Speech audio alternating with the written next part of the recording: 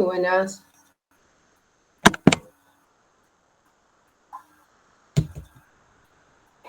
Algo pasó. Somos un montón, ¿no? Buenas, Lara. No sé qué está pasando. Algo pasó. No pudieron ir al teórico del doctor Cética. No consiguieron un audio de ese teórico o los que son transcriptos y eso. No sé. Somos un montón. Bueno. Estamos todos. No, tengo que... ¿Qué está pasando? Esto es muy raro. Ya éramos como conocidos los que se unieron, así que nada, bueno, no importa.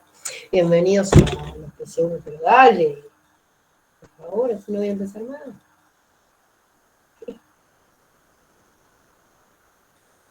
Oh.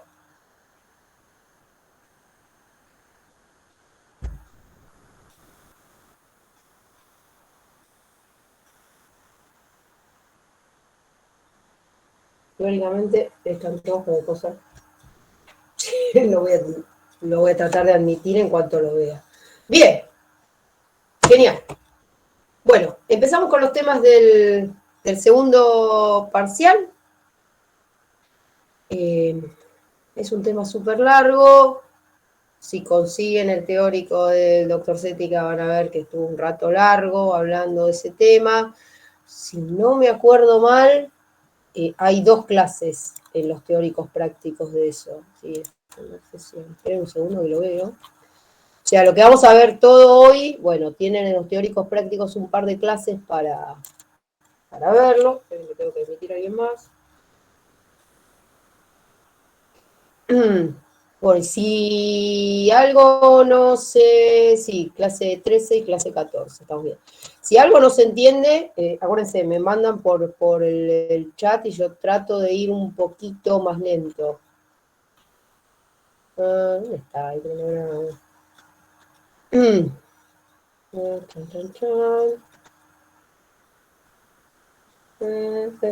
Aspectos genéticos 1. Recuerden que tienen un teórico que va a ser virtual.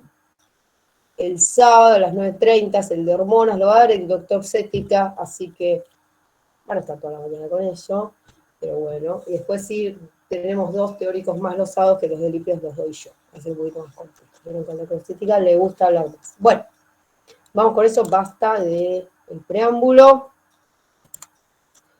Vamos a empezar con esto, porque si no, no vamos a terminar más, así que voy a empezar la presentación, si vienen ir grabando. Allá. Allá.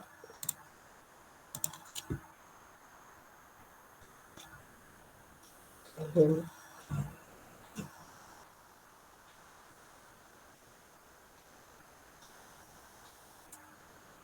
Bien. Este tema de aspectos genéticos, la verdad que para nosotros, para química biológica, como que resulta un problema. Un problema por, como les decía, lo extenso que es el tema, lo difícil que es el tema, porque es una biomolécula que como que queda medio sin terminar de entenderse. Les vamos a pedir que vayan de vuelta a los conceptos de química orgánica, porque los vamos a utilizar mucho. Y después, por otro lado, como que no logramos como enganchar el para qué. O sea, nosotros estamos como medio desincronizados con histología, entonces cuando ve toda la parte de ciclo celular y aplicación celular, nosotros ya lo vimos, tratamos de ponerlo en otro lugar de la materia y todo eso, y la verdad que no ha resultado. Bueno, desde hace unos cuantos años, ya antes de la pandemia, nosotros teníamos ubicado aspectos genéticos como el primer tema del segundo parcial, porque acuérdense que el segundo parcial implica el entender la regulación de las vías. Y una de las maneras de entender la regulación es a través de los mecanismos de acción hormonal.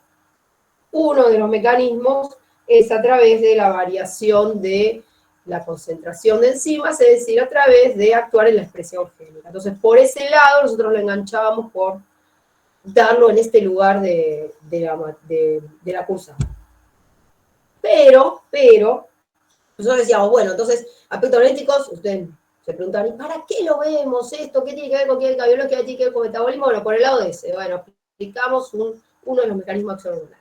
Pero desde hace un año y medio ya, desde mediados del 2020 en adelante, hubo una especie de revolución con el tema genético.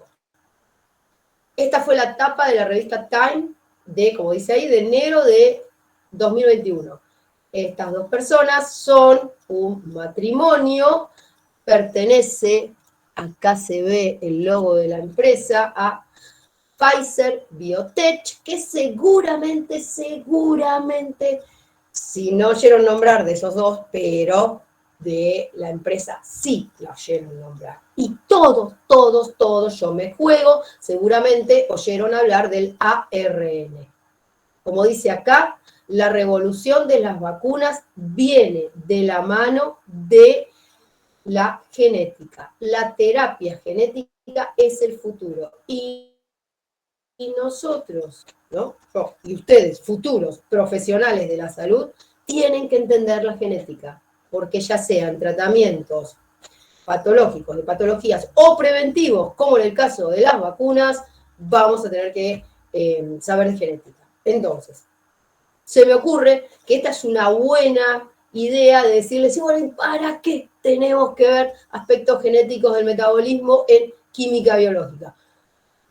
Por un lado, como la histórica, bueno, para explicar los mecanismos uno de los mecanismos de acción hormonal. Y por otro lado, para entender el metabolismo de la célula en función, ¿sí?, de las terapias, ya sea preventivas, las vacunas, o ya sean de tratamiento. Para mí va por ese lado. Van a ver que en la carrera se va a aplicar, y yo creo que de acá a un futuro, y tal vez tengamos que pensar en un cambio en el plan de estudios para incluir aún más materias que tengan que ver directamente con las terapias G. Bien, dicho esta introducción. Bueno, estos son los nombres del matrimonio turco. Como anécdota, el año pasado no recibieron el premio Nobel, ¿sí? Los recibieron otros que sí también tenían que ver con el tema, pero no ellos. Así que veremos este año si les dan o no el premio Nobel. Bien. Aspectos genéticos del metabolismo. A estos dos señores tal vez también los conozcan, tal vez no la fotografía, pero sí, esperen que voy a poner enlace, por dudas que necesitemos marcar algo, pero sí, este modelo seguramente lo oyeron nombrar, que es el modelo de doble hélice, y a estas dos personas, si yo cuando se las nombres, las van a poder reconocer allá por mediados del siglo pasado, publicaban la estructura de los ácidos nucleicos. Watson y Crick son los que escribieron estos artículos en función de la descripción justamente de la estructura de los ácidos nucleicos. O sea, hasta ese momento no se sabía cómo estaban emparejadas la información dentro del núcleo. Ellos describieron la estructura de la molécula de ADN. ¿Sí? Y lo que fundamentalmente se basaron es en la estructura de la doble hélice que tiene esta molécula de ADN, que hasta ese momento se sabía cómo era la composición química, pero no se sabía cómo estaba dispuesta en el espacio. Bueno, ellos propusieron esta estructura de doble hélice y luego le dieron el premio Nobel a ellos y también a un tercero que también participó en cómo describir esta estructura, el doctor Wilkins. Sin embargo, y siempre, no sé si ustedes recuerdan, pero a mí me gusta como comentar anécdotas en función de, no recibió el premio Nobel, porque cuando se los dan a estas personas ya lamentablemente había fallecido, quien efectivamente descubrió la estructura de la molécula de ADN. Sí. Con olvidarte de sacarte sin esa fotografía de la molécula de ADN, hubiera sido posible que Watson y Crick pudieran haber enunciado la estructura justamente, en teoría, de esta molécula. Esta fotografía se la lleva este señor Wilkins a Watson y Crick. Se la lleva porque les digo que la tomó, y dale, Elisa, si lo había silenciado, la tomó del laboratorio donde se realizó y se la llevó. En definitiva, se la robó. ¿A quién se la robó? a Rosalind Franklin. Rosalind Franklin, una biofísica, cristalógrafa, que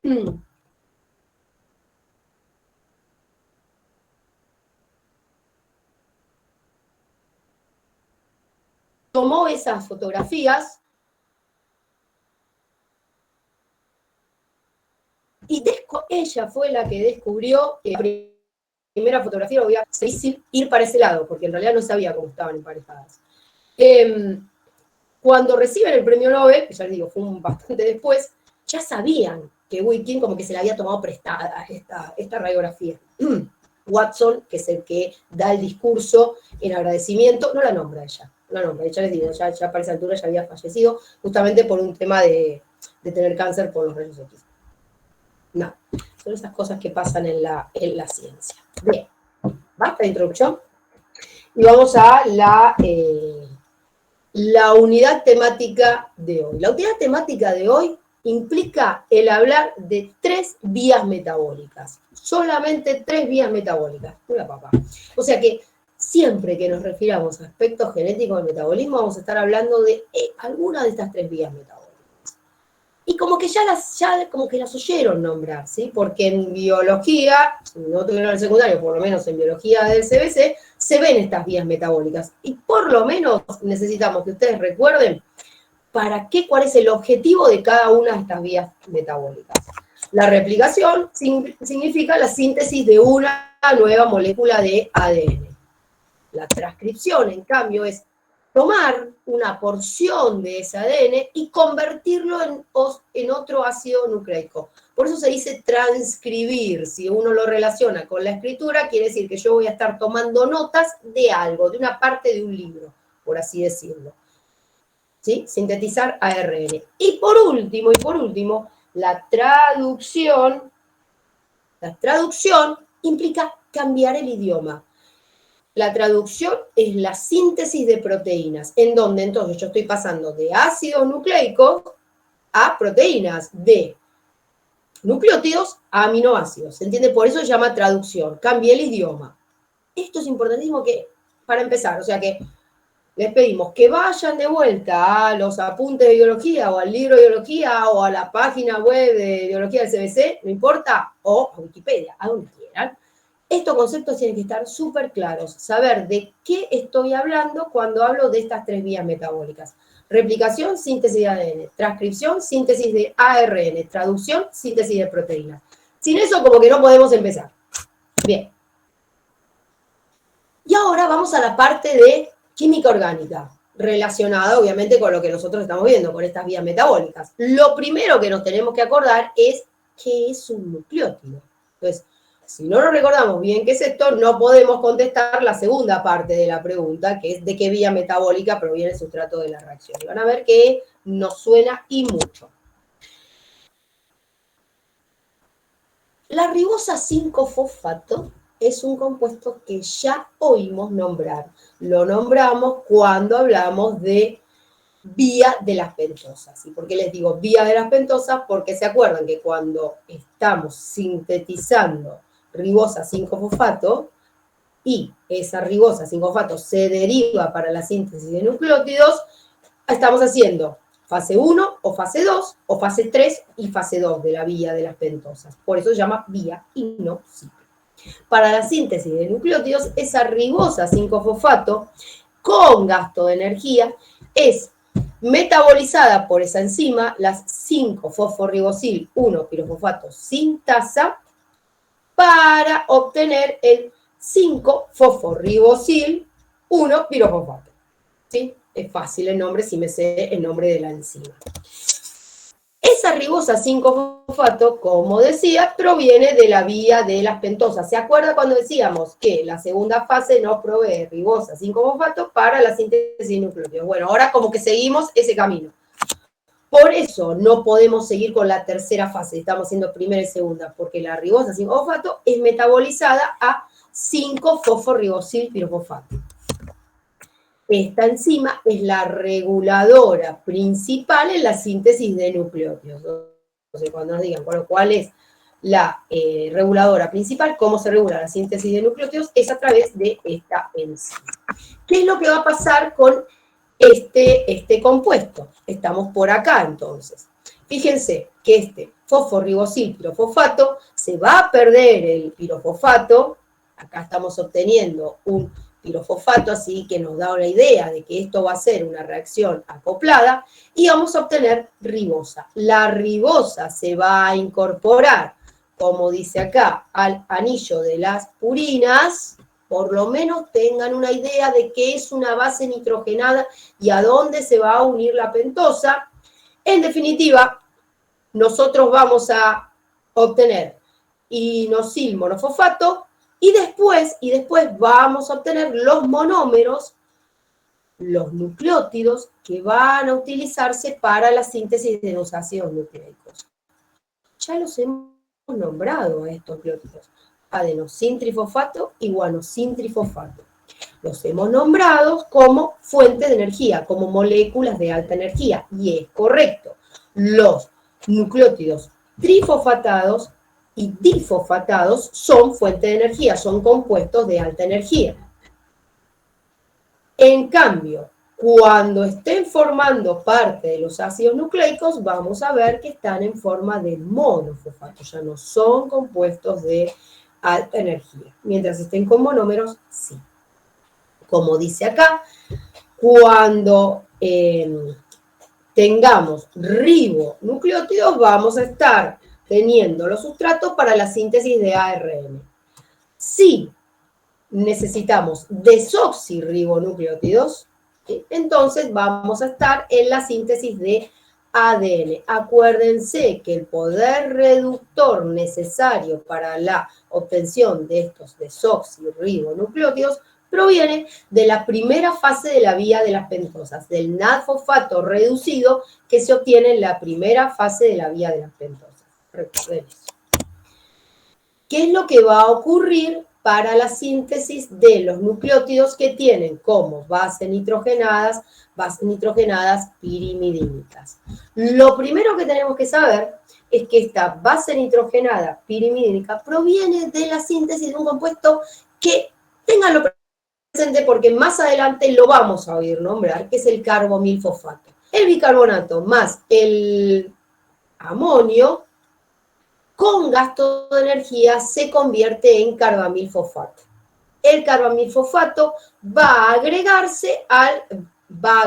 a ser parte del anillo pirimidínico, que a su vez, como antes pasaba, se le une el fosforribosil pirofosfato para formar uridintrifosfato, citosintrifosfato, que son los otros dos nucleótidos para la síntesis de ARN.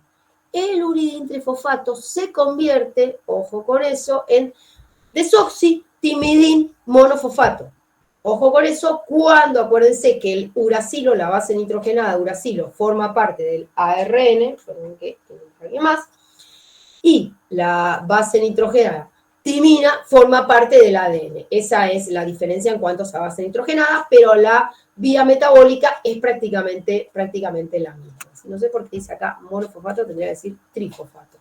Esto creo que es del naming, está equivocado. Qué loco. Bien, sigamos. Esto es importantísimo que lo tengan claro, cuál es la estructura de un nucleótido. Base nitrogenada, pirimidínica o púrica. Pentosa, ribosa o desoxirribosa. Grupo fosfato, fósforo inorgánico. Esto es importantísimo que lo tengan bien en claro cómo está formado el nucleótido, porque si no, porque no podemos avanzar a las vías metabólicas que involucran estos compuestos. Acuérdense, cuando está en forma de monómero, o sea que participa como sustrato de la reacción, vamos a tener 3 grupos fosfatos. Va a estar trifosfatado. Cuando está formando el ácido nucleico, o sea, el producto de la reacción, vamos a tenerlo monofosfatado. Bien, vamos con las 3 vías metabólicas. Son nada más que 3 vías metabólicas, así que esto es una papa. Replicación. ¿Qué implicaba la replicación? La síntesis de una molécula de ADN. ¿Cuándo va a necesitar sintetizar una nueva molécula de ADN en una célula? Y cuando se vaya a duplicar. Para eso necesitamos duplicar la información genética, para poder repartirlo en las células hijas. Es el único momento, ¿sí? Es el único momento, en el previo a la duplicación, donde vamos a necesitar tener 2 moléculas de ADN. Para eso, digamos, el objetivo, esta vía metabólica, obtener una nueva copia de ADN cuando la célula se va a duplicar. ¿Y cuándo la célula se va a duplicar? Si es una célula procariota, si es una bacteria, para aumentar el número, o sea, para reproducirse, ¿sí? En cambio, si es una célula eucariota que forma parte de un tejido, por ejemplo, y podrá ser en el crecimiento, podrá ser en la regeneración celular de ese tejido. Hay tejidos que tienen alto recambio en cuanto a su cantidad de células. Es la tasa de crecimiento celular. Se me ocurre, por ejemplo, el tejido epitelial. Entonces yo necesito continuamente crear nuevas células. Para ese caso sería necesaria esta vía. O, por ejemplo, se me ocurre un animal en crecimiento. Entonces, ahí vamos a necesitar mayor cantidad de células. Para eso es necesario esta vía. Eso es donde se sitúa esta vía en el ciclo celular. Por eso les decía, como que tendríamos que estar al mismo tiempo con histología cuando ven el ciclo celular. Pero bueno, vamos a hacer. Nosotros tenemos una vía metabólica, ¿sí? La cual parte de...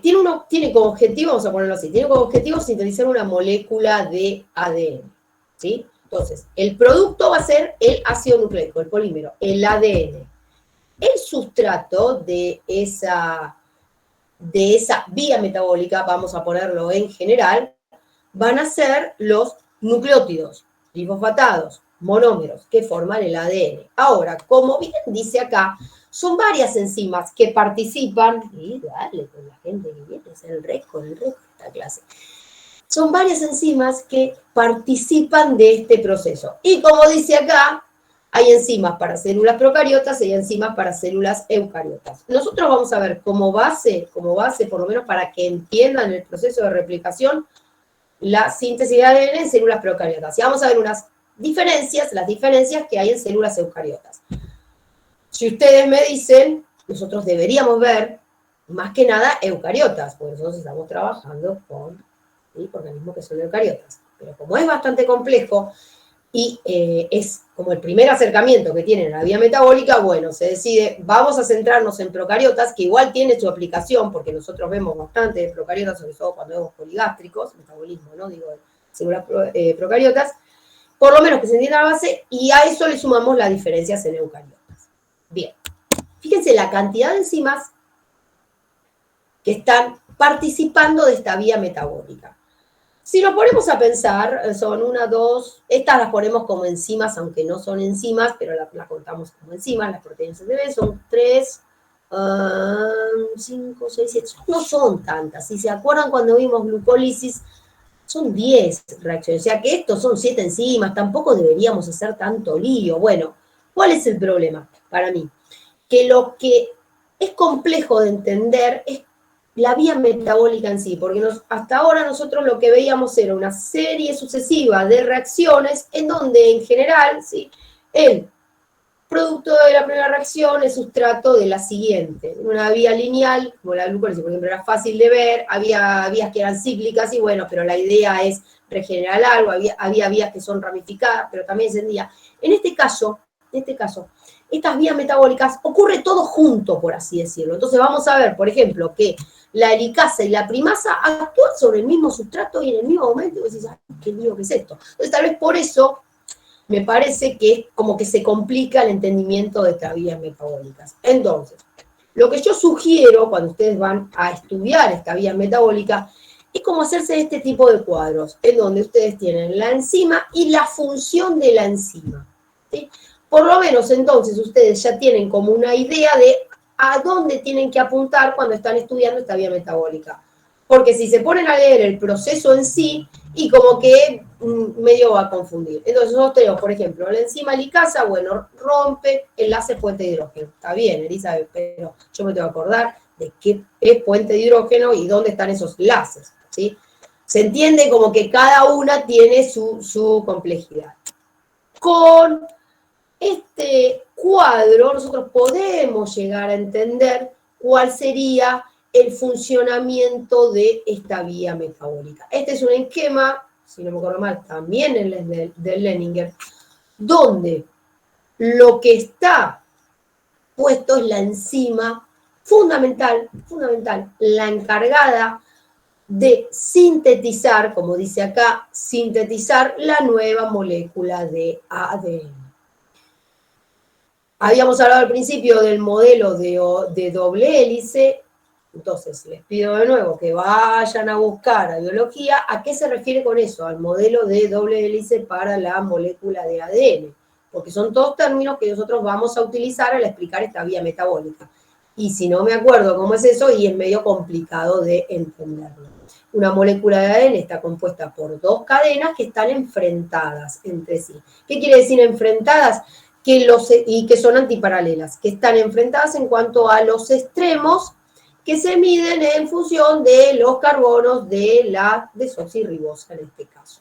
Son antiparalelos porque una cadena termina en un extremo 3' y la otra cadena enfrentada termina en un extremo 5'. Estas dos cadenas están unidas por uniones moleculares fuertes. Esas uniones moleculares fuertes, que vendría a ser esta escalerita que está puesta acá, son las uniones que dice acá, que nombras acá, puentes de hidrógeno.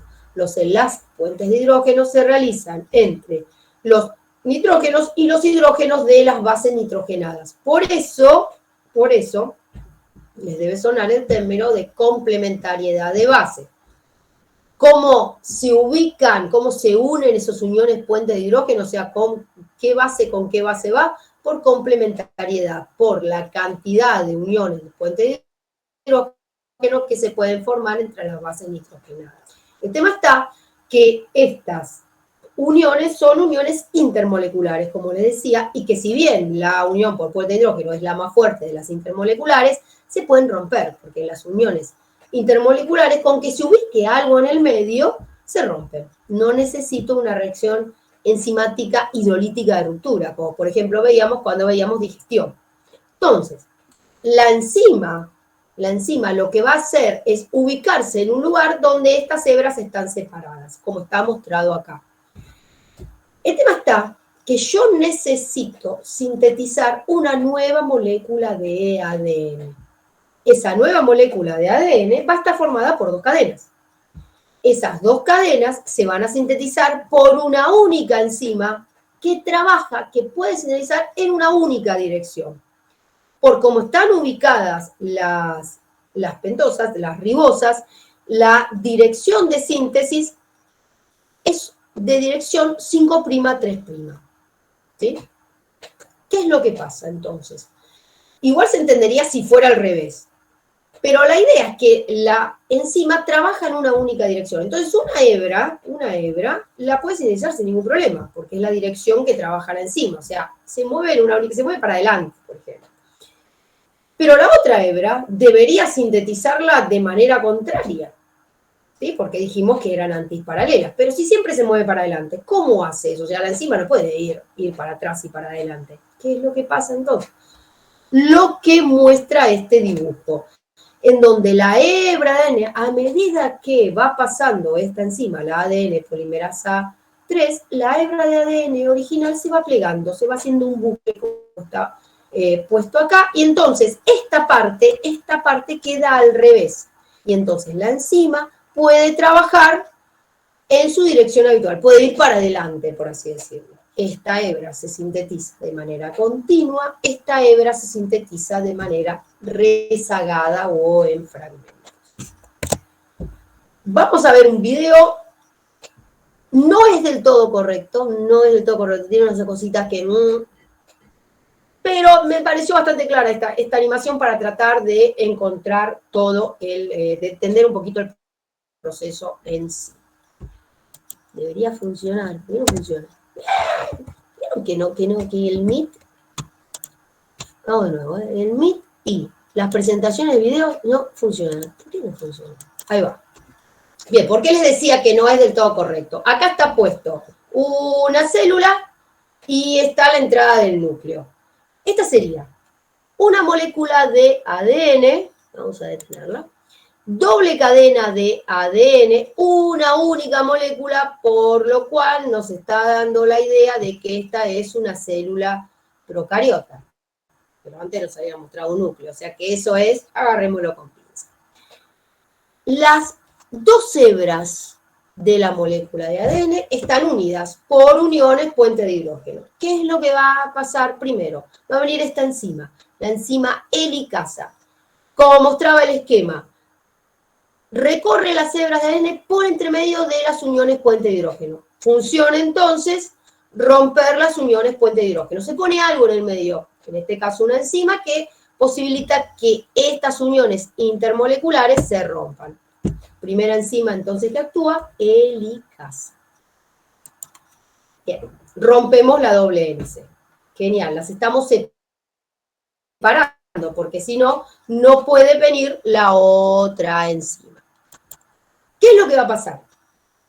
Acá se van a mantener separadas porque está la helicasa en el medio. Perfecto. Pero acá más adelante las dos moléculas de ADN van a tender a unirse nuevamente, porque acuérdense que estas uniones intermoleculares son espontáneas, ocurren por complementariedad. Entonces, una vez que pasó la helicasa, esta parte de atrás, por así decirlo, se cierra nuevamente. Entonces, actúan estas proteínas. Las proteínas SSB, proteínas de unión a cadena simple SSB por su nombre en inglés, que se van a unir a cada una de las cadenas de ADN que ya están separadas y las van a mantener separadas. ¿Sí? Las van a mantener quietitas en su lugar. No vuelvan a unirse porque tenemos que hacer otras cosas. Ya. Proteínas SSB. La nueva molécula de ADN, como decíamos, se construye en dirección 5', 3'. La enzima puede actuar en esa dirección sin ningún problema. Este va a ser entonces la cadena molde y esta va a ser la nueva cadena de ADN. La va a construir por complementariedad de bases. ¿Qué quiere decir eso? Que ¿qué nucleótido va a incorporar? El que sea complementario. Ahora bien, esta es la reacción que está catalizando la unión de nucleótido por complementariedad de bases. No, no está catalizando esa unión. Está catalizando la unión entre nucleótidos. ATP más TTP, por ejemplo. ¿Sí? Esta unión. Como decía acá el esquema, a ver si queda un poquito más. La unión entre la parte roja, por así decirlo. Esta unión entre dos nucleótidos es un enlace covalente, es un enlace fuerte, y es una unión que se llama fosfodiéster. Se unen las pentosas con los dos fosfatos de un nucleótido y del que sigue. Enlace fosfodiéster. Entre los nucleótidos que forman en la cadena de ADN. Esta unión que está puesta acá es una unión intermolecular espontánea. No ocurre por ninguna enzima. ¿Para qué me sirve esa unión? Para producir esa copia del ADN, para que sea exactamente igual la información. Porque este nuevo nucleótido tiene una base nitrogenada que es complementaria a esta. Ojo con eso. Como dice acá, esta cadena se sintetiza en la dirección 5', 3', sintetiza de manera continua. No tiene ningún problema la enzima en sintetizarla. Pero dale. Dios, vamos de nuevo. Eso me pasó por pararla.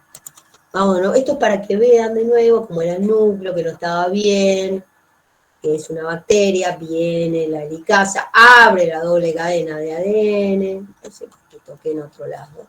Acuérdense, helicasa, ruptura de enlaces puente de hidrógeno. Esto va a pasar. Se abre, proteínas SSB, que se unen a cada una de las cadenas para que puedan mantenerse separadas. Hebra continua sin ningún problema. Genial. ¿Qué pasa con la otra? La antiparalela no se va a poder sintetizar de manera continua. Bucle en la cadena vieja de ADN y la cadena nueva se sintetiza de manera discontinua, se sintetiza de manera de fragmentos. Quiero que no ocurra otra cosa. ¿Qué es lo que va a pasar acá? Ya tenemos enzima helicasa, ruptura de enlaces puentes de hidrógeno. Proteínas SSB impiden que las hebras se vuelvan a unir. ADN polimerasa 3, enzima principal, sintetiza la... Fabiana, dale, por el chat o abrí el micrófono y pregunta. Sí, no, que vos recién, creo que con la antiparalela, estabas diciendo de una unión que no participaba una enzima y no me quedó claro a qué te estabas refiriendo. En las dos, en la antiparalela y la paralela. No quiero salir del video porque ya veo que se me va a parar de nuevo. La nueva cadena es esta, la que está en rojo. La unión entre los dos nucleótidos participa la enzima ADN polimerasa 3. Esa unión es una unión fuerte, es una unión covalente, es un enlace que se llama fosfodiéster, porque une fosfato, ribosa, desoxirribosa en este caso, fosfato. ¿Qué es lo que pasa? ¿Qué es lo que ocurre con la enzima? No tiene nada que ver con la acción de la ADN polimerasa. Esta unión, la unión puente de hidrógeno entre las bases nitrogenadas de la cadena original y la nueva sintetizada. Lo que se dice la unión por complementariedad de bases. Esa no tiene participación la ADN polimerasa. La ADN polimerasa va a estar catalizando la unión entre dos nucleótidos por enlace fosfodiéster, la formación del enlace fosfodiéster. Eso va a pasar acá en la hebra continua y va a pasar acá abajo, por el esquema, ¿no? En la hebra discontinua, en la hebra de los fragmentos. Ojo con eso de que se entienda cuál es la reacción que está catalizando la enzima. Entonces, resumiendo, helicasa rompe uniones puentes de hidrógeno.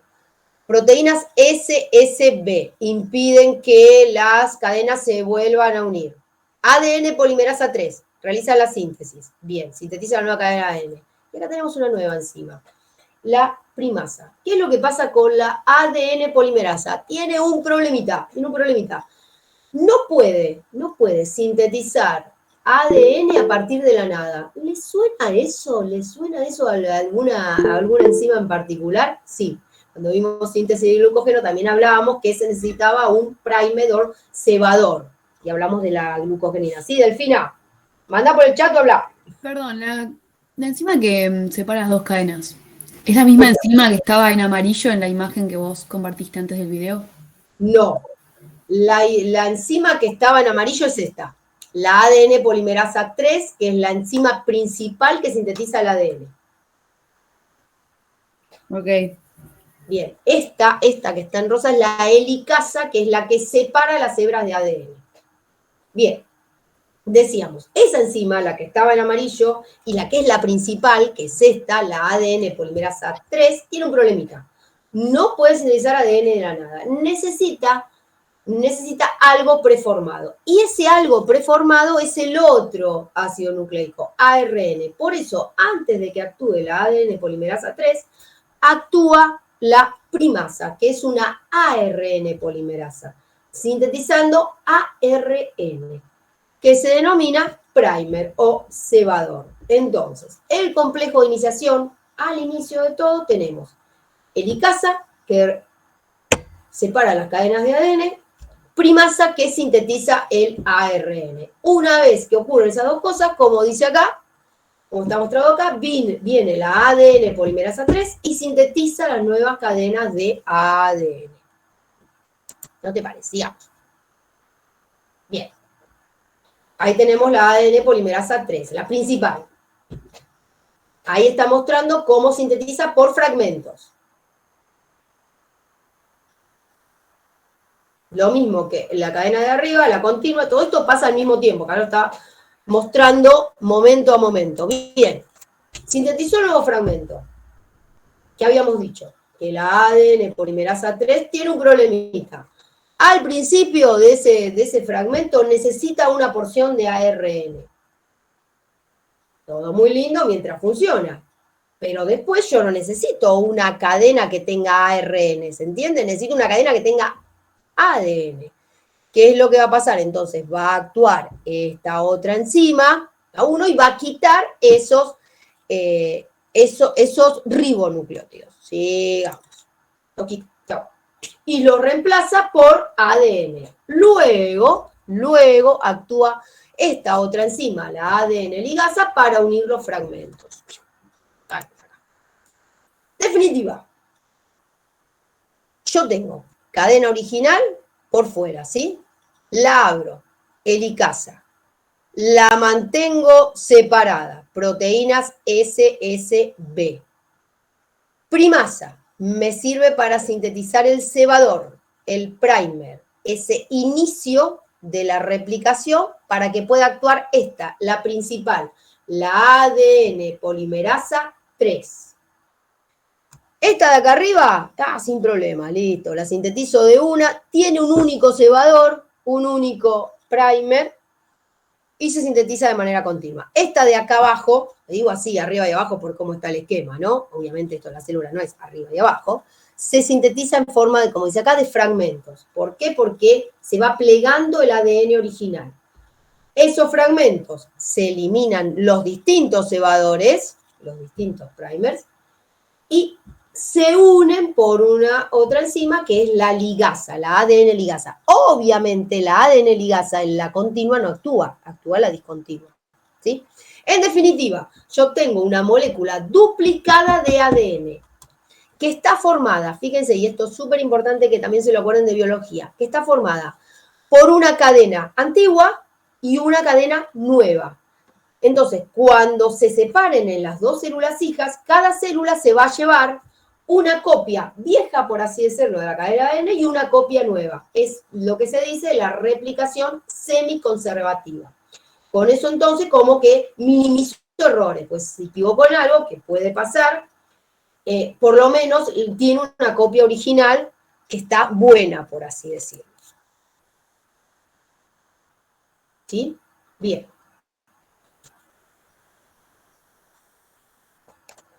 Ahora sí puedo pasar.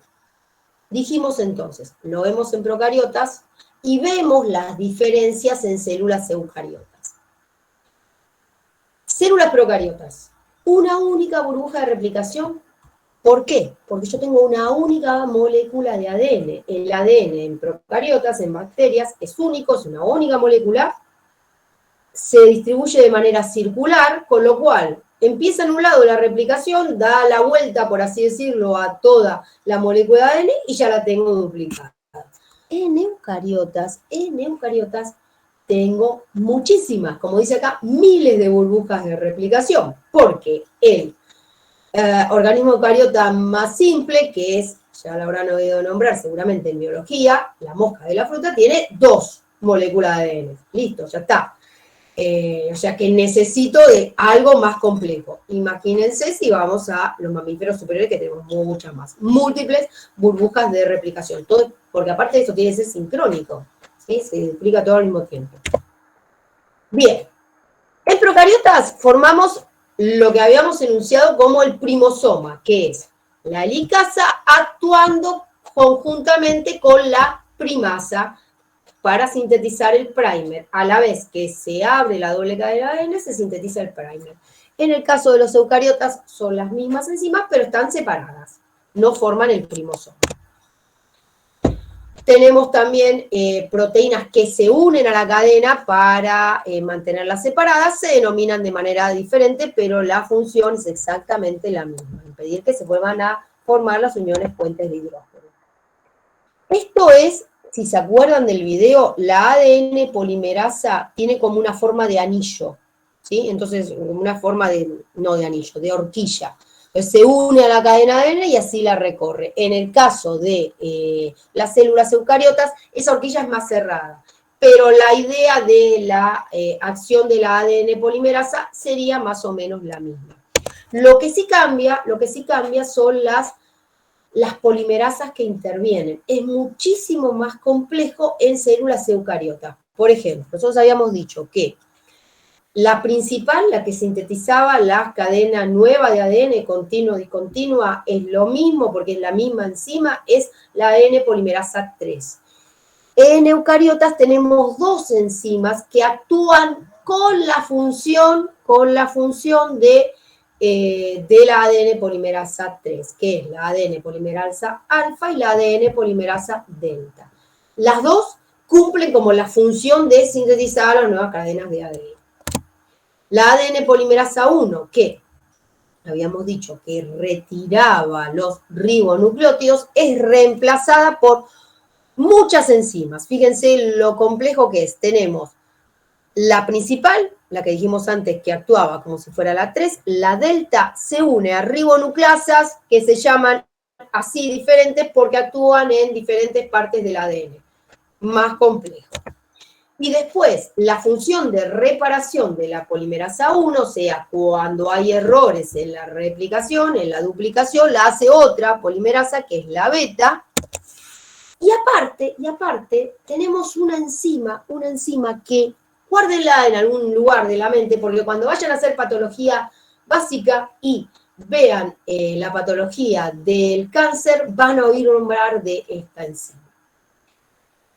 Otra diferencia en cuanto a la estructura del ADN, habíamos dicho que el ADN de las células procariotas es circular, en cambio el ADN de las células eucariotas, y si se acuerdan de biología del CBC, se acordarán de los dibujitos de los cromosomas, es lineal.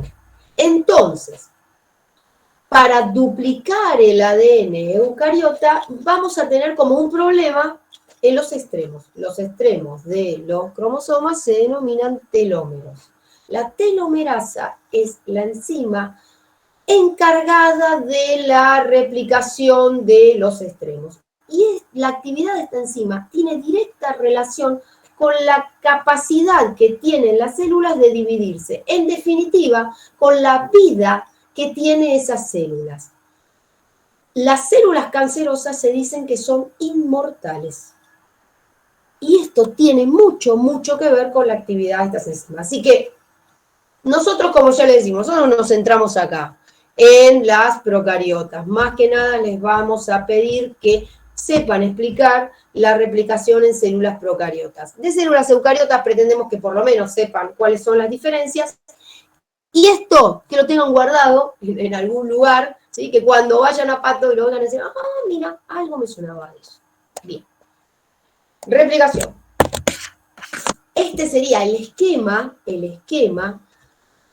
de lo mismo que vimos antes para procariotas, el esquema para eucariotas. Como ven, es bastante más complejo que para células eucariotas, para células procariotas, pero la idea es exactamente la misma, en donde hay la síntesis de una hebra continua y otra que se sintetiza de manera discontinua porque la hebra original de ADN se pliega. Si no me acuerdo mal, no les nombré a esta otra enzima, las enzimas topoisomerasas. Cuando nosotros separamos las cadenas de ADN por la enzima helicasa, está acá el esquema en eucariotas, pero es lo mismo para procariotas, adelante, por así decirlo, por delante de esa apertura de las cadenas de ADN, va a ocurrir que las cadenas originales van a tratar de enrollarse una sobre otra, ¿sí? Este fenómeno se conoce con el nombre de superenrollamiento. Y sería un problema porque acuérdense que la idea es abrir la doble cadena y que la en este caso la delta, porque son células eucariotas, en el caso de procariotas la 3, pueda recorrer sin ningún problema para sintetizar las nuevas cadenas de ADN. Si yo en este punto tengo las hebras muy unidas, la helicasa no va a poder romper esas uniones puente de hidrógeno y por lo tanto no va a poder actuar la ADN polimerasa. Las topoisomerasas lo que hacen es romper este superenrollamiento, romper estas cadenas muy unidas de ADN y entonces posibilitar que actúe sin ningún problema la enzima. Bien. Fue replicación. segunda vía metabólica. Voy a tomar un poquito de agua, a ver si hay alguien que no se durmió y tiene alguna consulta. El momento de recreo, 2 segundos, porque ahora vamos a otra vía metabólica. Bien. Que habíamos dicho que es la transcripción. La transcripción es, tengo toda la molécula de ADN, ¿sí? Todas, pensemos en un organismo eucariota complejo. Todas sus células tienen la misma información genética. Todas las células tienen el mismo ADN. ¿Estamos de acuerdo? Sí, estamos de acuerdo. Yo voy a pensar, pero pará, no todas las células son iguales en un organismo complejo. ¿En qué se basa esa diferencia? En la expresión. ¿La información es la misma? Sí, la información es la misma. ¿Se expresa toda esa información? No, no se expresa toda. O sea, cada célula va a tomar una parte de esa información y la va a convertir en la expresión. La expresión son las proteínas. Esa es la transcripción. La transcripción, como decíamos, es tomar una porción de esa información y convertirla en otro ácido nucleico. La transcripción es la síntesis de ARN. Las moléculas de ARN tienen dos diferencias con respecto a las moléculas de ADN. Primero, como está en este esquema muy, muy simple, están formadas por una única cadena, ¿sí? Y segundo, el nucleótido en sí, que es un ribonucleótido. Y después también tenemos la diferencia en cuanto a la base nitrogenada que forma ese nucleótido, que es el uracilo. Bien.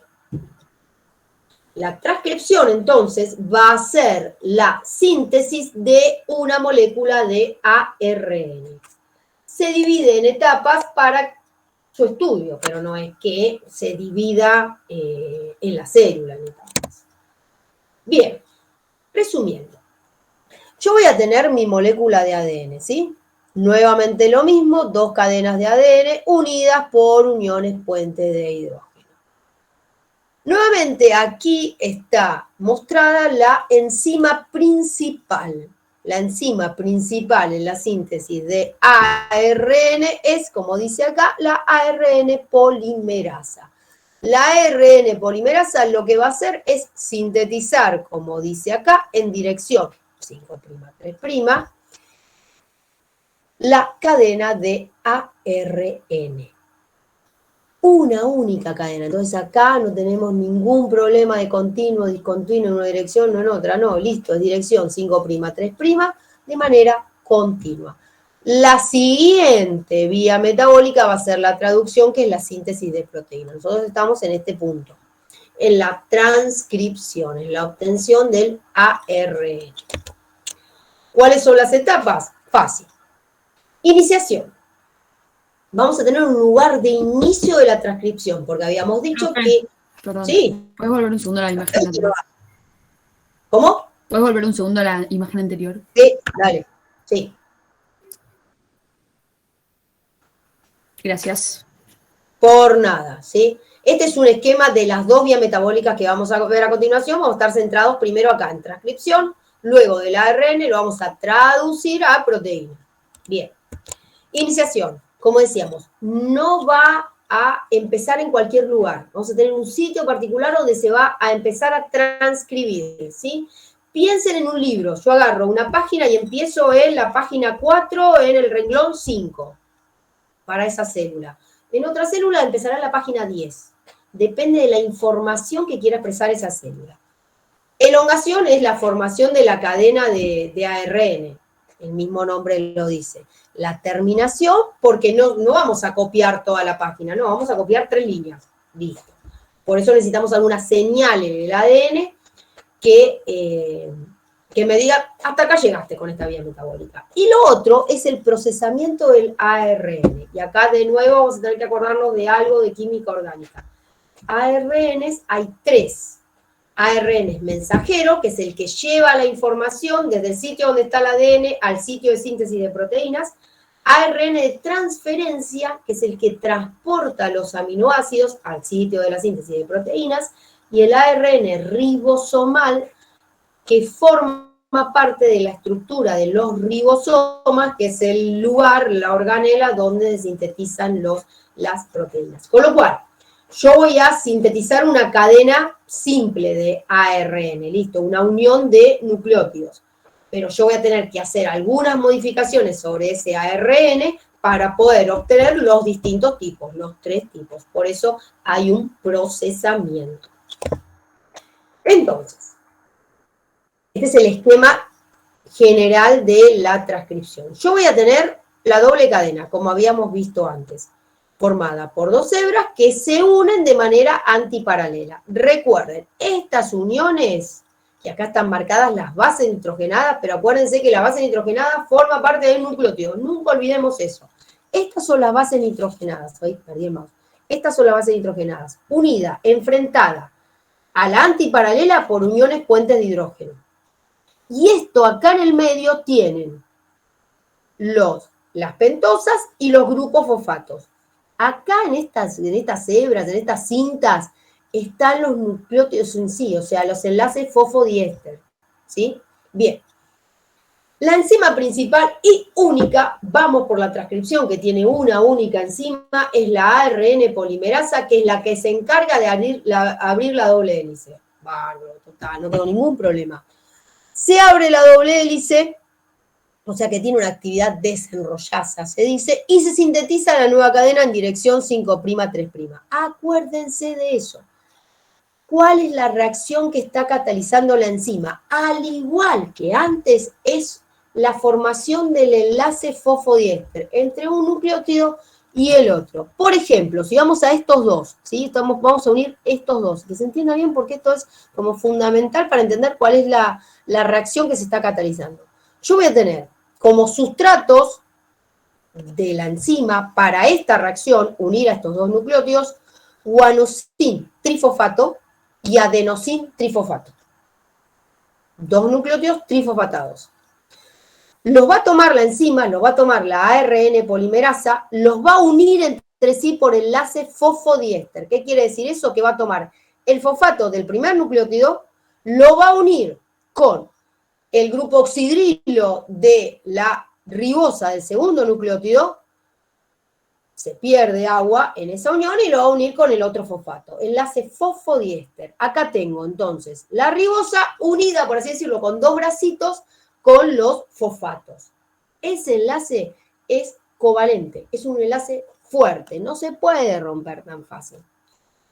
Cuando están formando la cadena, estos nucleótidos están monofosfatados. Entonces, en el medio, en la formación de la unión, al igual que ocurría antes, se va a formar un pirofosfato, que ya lo habíamos nombrado el pirofosfato. ¿Qué es lo que va a pasar con ese pirofosfato? Se va a hidrolizar por la enzima pirofosfatasa. ¿Qué es lo que se va a obtener de esa hidrólisis? Mucha energía. Acuérdense que esa reacción era muy exergónica. Esa energía se aprovecha en una reacción acoplada para formar el enlace fosfodiéster. La unión de 2 nucleótidos trifosfatados me da la energía suficiente por la hidrólisis del pirofosfato para formar este enlace fosfodiéster. ¿Sí? Se unen todos, bla, bla, bla, bla, bla, dirección 5'3', una única cadena, no tengo ningún problema. ¿Hasta cuándo va a actuar la ARN polimerasa? Hasta que encuentre la señal de finalización. La señal de finalización le va a indicar, deja de transcribir, listo, se va a liberar el ARN, ningún problema. ¿Cuál cadena se va a copiar? Acuérdense que la copia se hace de manera antiparalela, con la cual, como dice acá el esquema, la cadena molde, la que se copia, es la cadena que va en dirección 3', 5'. La otra cadena no se transcribe. Como se dice acá, es una cadena inactiva. Pero entonces me decís, Elizabeth, ¿para qué existe? Acuérdense que en la replicación yo tenía la copia de las 2 cadenas. Entonces, esta cadena, si bien no se transcribe en esta célula, me va a servir de molde para obtener la cadena activa en la célula hija. ¿Sí? Bien. Vamos a ver el video de la transcripción. Tenemos entonces cadena de ADN. Es la fuente de información. La misma cadena de ADN para todas las células. Es la misma información para todas las células. Dependiendo de cada célula, se va a transcribir ciertas partes, ciertas porciones del ADN, porque es lo que se va a expresar. Lo que se transcribe se denomina región codificante. Y acá recién, pasó rápido, no quiero ver atrás, pues seguro se va a tildar y voy a tener que volver de nuevo, nombró el sitio de terminación al principio, que decía sitio de terminación, y después nombró un sitio que se denomina sitio promotor. Habíamos dicho que la etapa de iniciación era en algún lugar del ADN, la ARN polimerasa empieza a actuar. ¿En qué lugar? En el sitio promotor. Va a empezar a recorrer el ADN hasta encontrar ese sitio, el sitio de inicio de la transcripción. El sitio de inicio de la transcripción es el sitio promotor. Fíjense, esta animación está re linda. Como con el giro de esta enzima se produce la misma abertura de la doble hélice. ¿Vieron? Como que se unió la enzima, hizo girar a la doble cadena de ADN y eso solo produjo que se rompieran las uniones puente de hidrógenos. Lo que está mostrado acá es la obtención de la nueva cadena de ARN. Acuérdense, estos son nucleótidos, estos serían el enlace fosfodiéster. Esto sería la idea. Y esto, acuérdense que es base nitrogenada con base nitrogenada. No tiene nada que ver la enzima. Yo creo que como que guardándose este dibujito en la memoria, como que les queda bien claro que esta es la reacción que está catalizando la enzima. Ya. Vamos creando la nueva molécula de ARN. Sigue. ¿Cuál? ¿Sabe qué nucleótido? Por complementaria de bases. A la vez que se está sintetizando, se va liberando. ¿Hasta dónde? ¿Hasta dónde sigue transcribiendo esta enzima? Hasta que encuentra la secuencia de finalización. La secuencia de finalización es una secuencia autocomplementaria. En el ADN está formada por nucleótidos que tienen como base nitrogenadas guanina y citosina. Si se acuerdan, y si nos vamos a biología para recordarnos cuáles eran las bases complementarias entre sí, guanina y citosina son complementarias. Entonces, como se pone acá, se tratan de unirse, se superenrollan para poder tener un término que ya oímos. La ARN polimerasa como que le impide avanzar. En células procariotas, esto a su vez está ayudado, facilitado por una proteína que está asociada a esta enzima, que es el factor Rho, que es el que ayuda a la enzima a encontrar esta secuencia de finalización. Una vez que encuentra esa secuencia, como está acá puesto en el video, la enzima se libera, y se libera la cadena de ARN, que es el transcripto primario, es lo que obtuvimos de la transcripción.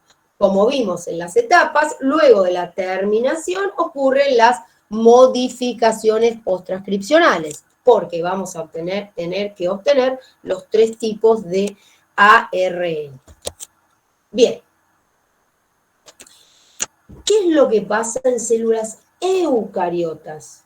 Nosotros habíamos dicho que necesitamos sí o sí procesar el ARN para obtener los diferentes tipos de ARN, los 3. El tema está que en células eucariotas tenemos una modificación adicional del ARN. Como dice acá, ¿por qué el ARN inmaduro en células eucariotas no puede ser utilizado para sintetizar proteínas? O sea, el ARN mensajero, el que yo sintetizo para llevar la información desde el núcleo al citosol, donde están los ribosomas, en células eucariotas no me sirve. Y esto es porque sí o sí necesita un proceso de maduración intranuclear. Antes de que salga del núcleo, el ARN mensajero en células eucariotas necesita ser madurado, necesita ser modificado. Los otros 2, ARN ribosomal y de transferencia necesitan ser modificados porque necesitan tener su estructura particular para la función que ejercen. Eso ocurre en células eucariotas y en células procariotas. El mensajero, esto lo que vamos a ver, solo ocurre en eucariotas. En procariotas, ¿cómo se sintetiza? Se utiliza para la traducción. Lo que se denomina ese proceso de maduración es el proceso de maduración del ARN mensajero exclusivo de células eucariotas. ¿Qué implica ese procesamiento del ARN mensajero? Implica 3 modificaciones en la molécula del ARN mensajero inmaduro. Una modificación al ', de la molécula, una modificación al final de la molécula y una modificación en el medio de la molécula. Al inicio, en el extremo 5', se le adiciona lo que se llama el capuchón, una adición de nucleótidos de metilguanosina que se denomina cap o capuchón. En el extremo 3', o sea, en el final de la molécula, se le adiciona lo que se llama la cola polia, nucleótidos ricos en adenina. Y en el medio de la molécula lo que se hace es quitar aquellas secuencias que no sirven para sintetizar proteínas, que no tienen información para sintetizar proteínas. O sea, se llaman secuencias no codificantes, no tienen información. Esas secuencias no tienen sentido que vayan al citosol, se vayan al ribosoma, porque no lo vamos a poder traducir. Esas secuencias se quitan. Ese procesamiento se denomina corte. En inglés, tal vez lo vean en los libros, lo van a encontrar con el nombre de splicing. Entonces, en definitiva, si yo estoy hablando de ARN mensajero eucariota y por eso tengo dibujado un núcleo, ese ARN mensajero que se obtiene de la transcripción es un ARN mensajero inmaduro. Solo cuando sufre este proceso de maduración puede salir del núcleo, puede ir al citosol, puede unirse a los ribosomas y participar de la siguiente vía metabólica, que es la traducción. 3 modificaciones: adición de capucho, adición de cola polia y adición quite, por así decirlo, de las secuencias no codificantes. La última, como que es la que se entiende sin necesidad de explicar más nada. Listo, yo sinteticé secuencias que no tienen información, que se va a traducir, se va a convertir en proteína, no tiene sentido que salgan del núcleo. Las otras 2 se entiende como un mecanismo de protección y de reconocimiento para la célula eucariota. El capuchón es un sitio, es una porción de ese ARN mensajero que reconoce el ribosoma, sirve para el reconocimiento. O sea, es como un sello que le pone el núcleo de esta célula eucariota que le avisa al ribosoma: che, mirá que este ARN mensajero es nuestro, no vino de otro lado. Y la cola polia también es un mecanismo de protección, porque en el citosol existen exonucleasas, enzimas que se encargan de degradar ARN. Esa cola es como un mecanismo de protección, porque esas enzimas se unen a ese ARN y como que están un rato, por así decirlo, degradando esa parte del ARN mensajero que no tiene información para sintetizar proteínas. Por eso también es un mecanismo de protección, está relacionado también con la vida media de ese ARN mensajero. O sea, cuanto más larga, por así decirlo, cuanto mayor cantidad de nucleótidos de adenina tenga esa cola polia, mayor tiempo va a estar ese ARN disponible para la traducción. Es decir, que cualquier ARN que llegue al citosol de la célula va a tener un tiempo muy limitado para poder traducirse. Por eso, y volviendo al tema de al principio, sería muy complicado y muy raro que por una vacuna que tiene esta tecnología ARN, y eso fue lo increíble, que lograron poner la información de este virus, del coronavirus, dentro de una molécula de ARN, para nosotros, los humanos, pueda llegar a modificar el ADN, porque ese ARN va a tener un tiempo muy corto de vida media. Y encima la célula lo tiene que reconocer como propio. Se hicieron las modificaciones para que lo reconozca por un propio. Pero el que es extraño, el que es el virus, no lo reconoce como propio y lo degrada. ¿Sí? Entonces, no. Es ARN.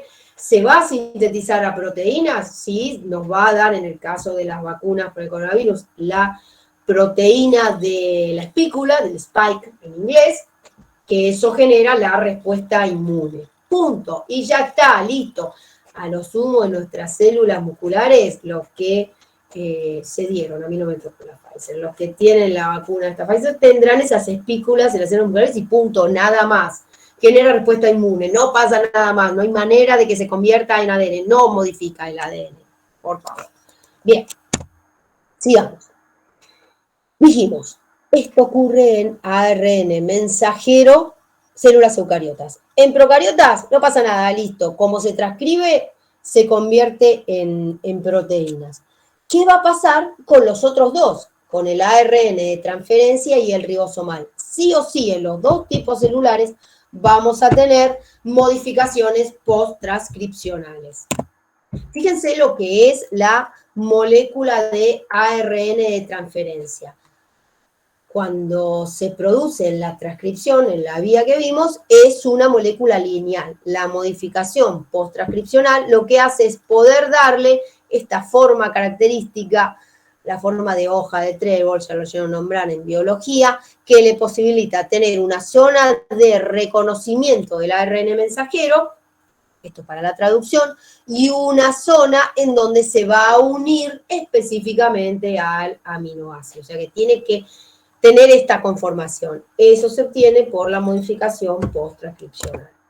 Mientras que el ARN ribosomal se va a obtener de la ruptura de una molécula transcripta primaria mucho más grande. Como está acá, por ejemplo, ejemplificado, de una molécula grande que se sintetiza de ARN transcripto primario, sufre una serie de modificaciones, adición de grupos metilos, rupturas hidrolíticas, que posibilitan no solo la obtención de este ARN de transferencia para que después tengamos esta forma, sino también la obtención por la acción de nucleasas de ARN ribosomal. En definitiva, los dos, ARN de transferencia, ARN ribosomal, se obtienen por modificaciones post-transcripcionales. Bien. Momento de nuevo de recreo. Vamos que falta una sola vía metabólica y la parte de regulación y estamos. Traducción. Hasta ahora veníamos hablando de nucleótidos. Informaciones del ADN, nucleótidos. La llevo desde el núcleo o el nucleosoma si son procariotes, nucleótidos. Acá ya cambié. Acá ya cambié de lenguaje. ¿Sí? Pasé del castellano al inglés. Acá ya estoy hablando de proteínas. Y cuando estoy hablando de proteínas, cambié el monómero. Estoy pasando de hablar de nucleótidos a aminoácidos. Eso es la traducción. La traducción es la síntesis de proteínas. La síntesis de proteínas también se divide en etapas. Las etapas nos van a posibilitar pasar de aminoácidos a polipéptidos, proteínas en definitiva, y la información, es decir, qué proteína vamos a sintetizar, la vamos a tener en el ARN mensajero. ¿Cuáles son esas 5 etapas? La primera etapa tiene que ver únicamente con el aminoácido. La activación del aminoácido implica la unión del aminoácido con el ARN de transferencia. Esta unión es específica. Yo tengo un ARN de transferencia para cada aminoácido. La etapa de iniciación El mismo nombre lo dice, es el lugar donde se inicia la transcripción, es el lugar donde se coloca el primer aminoácido que va a formar la proteína. Etapa de elongación, lo mismo de antes, nada más que acá no estamos formando enlaces fosfodiesterales, sino que estamos formando enlaces peptídicos. Terminación, la etapa de terminación de la proteína es el lugar donde termina de traducirse la información que traía el ARN mensajero, son señales. Y luego, sí o sí, vamos a tener una etapa de modificación post-traduccional. ¿Por qué? Porque la traducción en sí nos va a dar una estructura lineal de las proteínas, es decir, la estructura primaria, y la estructura primaria no es funcional, con lo cual sí o sí vamos a necesitar modificaciones post-traduccionales. ¿Qué es lo que va a pasar? Y de nuevo vamos a tener que recordar conceptos de biología. ¿Qué es lo que va a pasar para poder cambiar de idioma? Nosotros tenemos que pasar de nucleótidos a aminoácidos, de estos que están formando la cadena polipeptídica. Se van a leer de 3 nucleótidos. Vamos a pasar de tripletes de nucleótidos a un aminoácido. El triplete se denomina codón. Y eso va a ser reconocido por el anticodón, por el triplete correspondiente del ARN de transferencia. Eso va a equivaler a un aminoácido. El diccionario, por así decirlo, el que me dice qué codón corresponde a qué aminoácido es el código genético. El código genético no es ambiguo, por eso que decíamos de que cada ARN de transferencia tiene su propio aminoácido, pero sí es degenerado. ¿Qué quiere decir? Que hay varios codones que pueden codificar para el mismo aminoácido. Esto lo hacemos para prevenir errores. El inicio va a estar dado por un único codón, que es el codón de inicio. Codón, ¿sí? No se lo confundan con la secuencia de inicio de la transcripción, que es el sitio promotor. Codón es traducción. Este codón de inicio es el codón AUG. Mientras que la finalización, la terminación de la traducción, está dado por 3 codones que se denominan codones de stop. ¿Sí? En este caso está ejemplificado el UAA, pero está también el UAG y el UGA. ¿Sí? Búsquenlo en el código genético y van a ver que es así, y en su momento se lo tuvieron que aprender en biología de CBC. En definitiva, entonces, la idea es que se haga este mismo recorrido, y fíjense que la dirección 5', 3' se mantiene desde el codón de inicio hasta que se encuentra el codón de stop. Bien. ¿Cómo se reconoce? Entonces, habíamos dicho que el anticodón del ARN de transferencia reconoce nuevamente por complementariedad de bases, o sea que acá no tenemos ninguna enzima que está participando, cuál es el correspondiente. Este ARN de transferencia previamente se había unido a su aminoácido correspondiente en la reacción de activación. Este es el esquema, ustedes también lo tienen en la guía de esquemas metabólicos, que ejemplifica el proceso de traducción. Les cuento un poquito cómo es con este esquema para que reconozcan las diferentes partes, después vemos un video con una animación. En este caso está ejemplificada la elongación. Esto en celeste son los ribosomas, su unidad menor, su unidad mayor del ribosoma. El ribosoma tiene 2 sitios donde puede unirse el ARN de transferencia. El sitio P o sitio peptidil y el sitio A o sitio aminoácido. Este es el ARN mensajero. Este es el codón, como dice acá, codón correspondiente al aminoácido 5, y este es el anticodón. O sea que acá está representado un ARN de transferencia unido ya a una cadena polipeptídica. ¿Qué es lo que va a ocurrir en la elongación? Que es lo que está puesto acá, para que se entienda el proceso. El codón siguiente, el codón 6, va a ser reconocido por el anticodón correspondiente que va a aportar el aminoácido 6. se van a reconocer por complementariedad, se va a ingresar a ese lugar. El ingreso de este ARN de transferencia va a producirse porque se hidroliza una molécula de GTP. Es decir, este ARN de transferencia con su aminoácido unido, que acuérdense que esto ocurre en la activación, también tiene unido una molécula de GTP. La unión, la llegada de este ARN de transferencia al ribosoma, al ingreso en el sitio A, produce gasto de energía, produce la hidrólisis gracias a este factor de elongación de una molécula de GTP. Sin la hidrólisis de esta molécula de GTP no se produciría la ubicación, por así decirlo, del ARN de transferencia en el sitio A del ribosoma. Una vez ubicado en el sitio correcto, se forman enlaces peptídicos entre el aminoácido nuevo y la cadena polipeptídica, entre el último aminoácido, el 5 en este caso, y el 6. Esta unión peptídica es catalizada por la enzima peptidiltransferasa. Y fíjense lo que ocurre, la cadena de aminoácidos se desplaza hacia el ARN de transferencia del sitio A. Esta unión, como les decía, es catalizada por esta enzima peptidiltransferasa, pero ocurre sin gasto de energía. ¿Por qué? Porque el aminoácido está activado. Venía de antes el gasto de energía.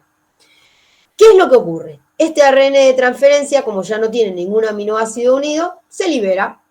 Y ahora lo que va a pasar es la translocación del ribosoma. El movimiento del ribosoma en dirección 5', 3'.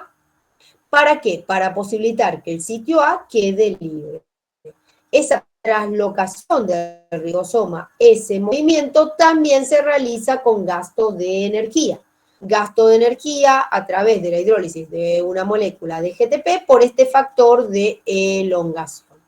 La formación de un enlace peptídico, o sea, la unión de dos ribosomas, se realiza con gasto de energía, con gastos de dos moléculas de GTP, mientras que la activación del aminoácido, la etapa 1, también se realiza con gasto de energía, con gasto de dos moléculas de ATP. En definitiva, el incorporar a un aminoácido a una cadena polipeptídica me supone que yo gaste 4 moléculas de ATP.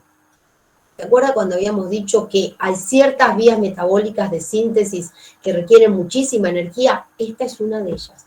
Sintetizar proteínas a un organismo energéticamente es mucho, demanda mucha energía.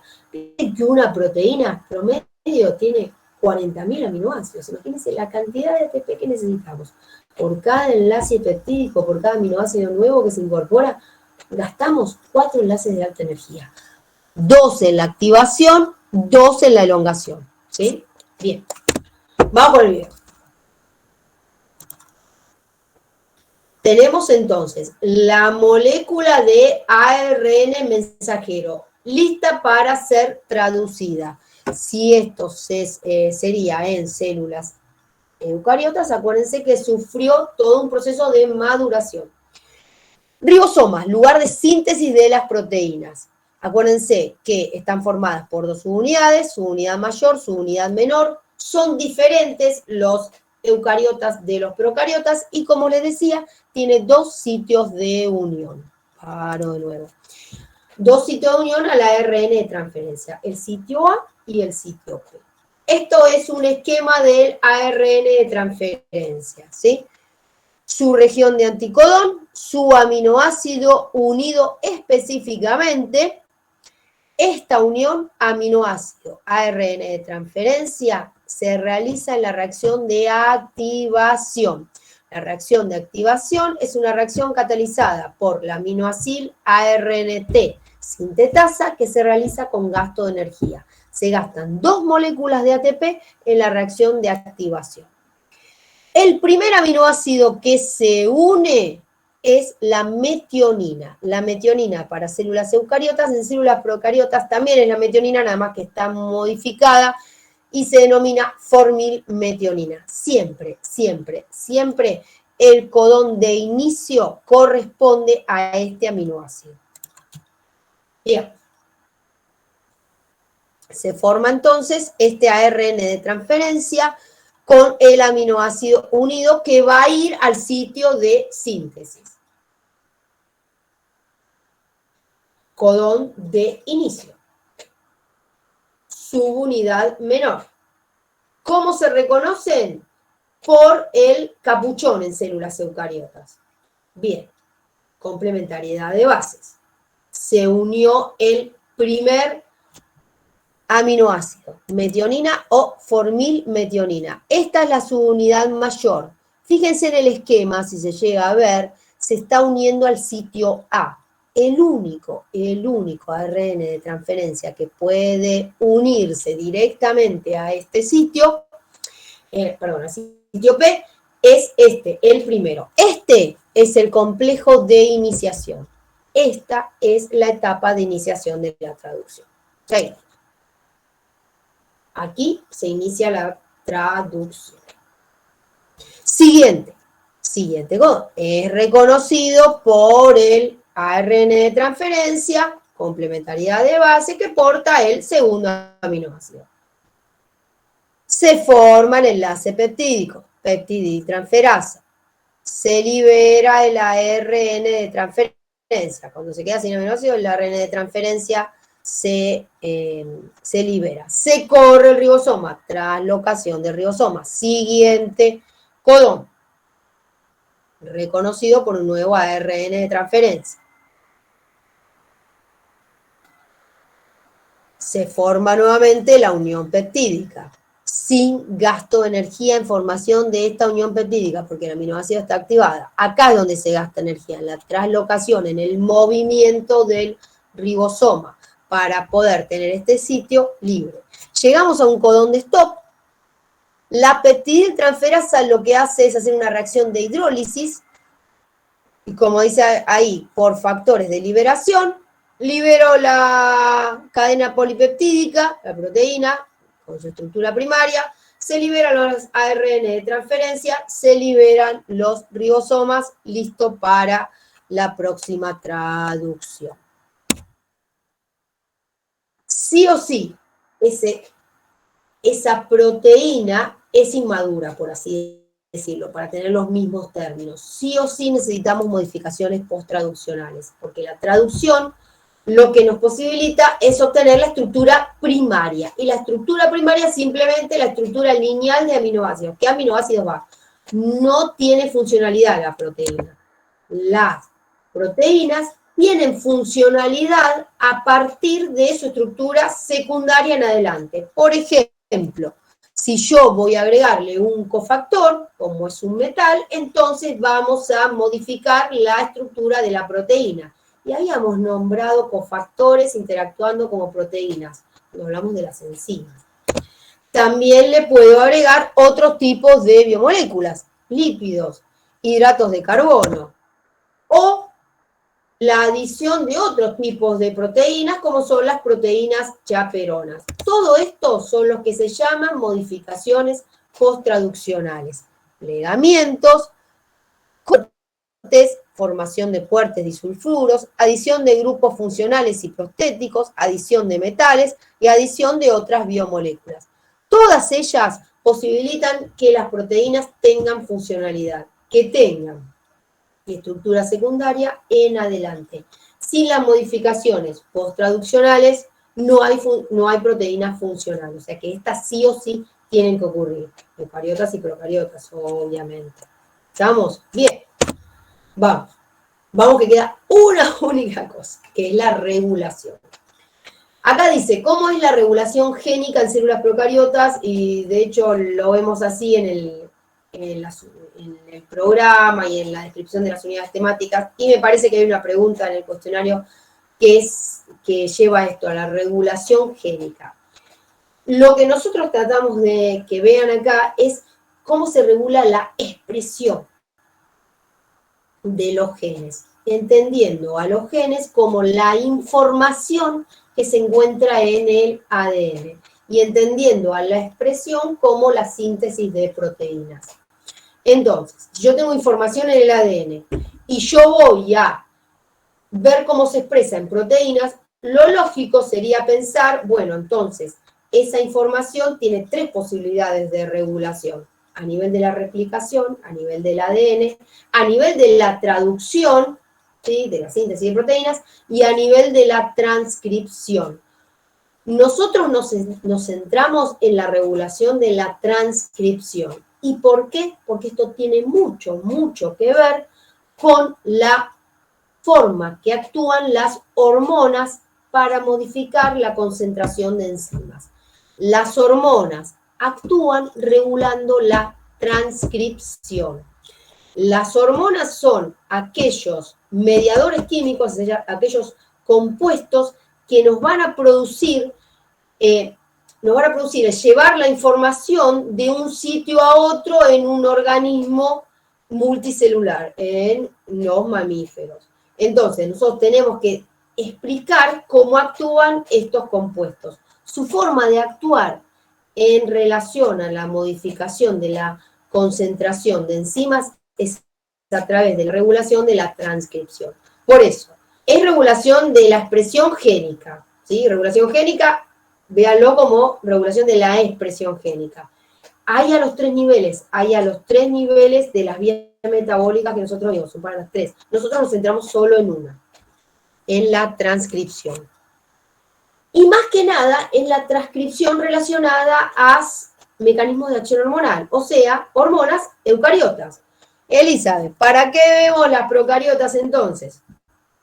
Porque es un modelo mucho más simple de entender. Entonces, la idea es que ustedes entiendan este modelo en células procariotas y después lo lleven por comparación a células eucariotas. ¿Podríamos dar directamente células eucariotas? Sí. De hecho, por ejemplo, si van a leer este tema del blanco, en las últimas ediciones, todo el tema de aspectos genéticos solo es en células eucariotas, porque justamente, si se acuerdan, se lo había dicho, es un libro de química biológica que se usa en medicina. Nada, está puesto para las hormonas. Y no tiene sentido, por así decirlo, llevarlo a células procariotas. Como nosotros tenemos metabolismo de células procariotas y queremos incluir esa regulación por el sentido de que tenemos el metabolismo y porque es un modelo más simple de entender. Bueno, dicho todo esto, vamos a ver cómo se aplica. Habíamos dicho que la transcripción, o sea, el obtener ARN mensajero y la traducción, como dice acá, son simultáneas. El ARN tal cual se obtiene, se traduce. No hay ninguna parte que se saca, no hay ninguna modificación.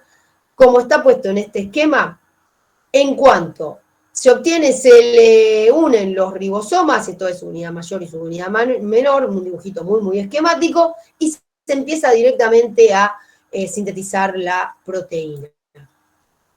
El ARN mensajero en células procariotas, como dice acá, es policistrónico. ¿Qué quiere decir?